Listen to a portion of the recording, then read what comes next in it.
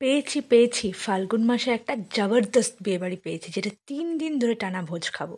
যাই হোক, জয় আসতেই রেডি হয়ে বেরিয়ে পড়লাম দুজনে মিলে। একটু যেতে লেট হয়ে গেল, সকাল সকাল যেতে পারলাম না, সেটা বড় কথা নয়। বড় কথা হচ্ছে বিয়েবাড়ি থেকে নাচন কুদন করে আসাটাই হচ্ছে সব থেকে বড় কথা, সে তুমি যখনই যাও। এবারে বলি বিয়েবাড়িটা কার ছিল। বিয়েবাড়িটা হচ্ছে এক দিদির ভাইয়ের বিয়ে ছিল। সেই দিদি আমার রক্তের সম্পর্কও না, আর কোনো আত্মীয়র মধ্যেও পড়ে না।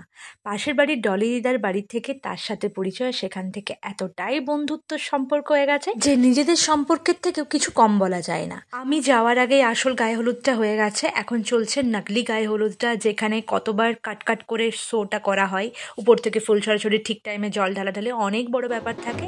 আর তারপরে শুরু হয়ে যায় ধাটিং ধাটিং ধাটিং ধাটিং ধাটিং ধাটিং ধাটিং ডান্স। ইয়াস, আরে ভাই, বিয়ে বাড়ি আর নাচ চলবে না তা কি করে হয়? আবার যেখানে আমি মজুদ আছি সেখানে তো নাচ হতে হবে। কেমন লাগছে বলো আমাদের ডান্সটা? আরে তাড়াহুড়ো করতে হবে না, আস্তে আস্তে তোমরা বলতে থাকো, আর আমিও তোমাদের জন্য আস্তে আস্তে বাকি ব্লগগুলো রেডি করতে থাকি।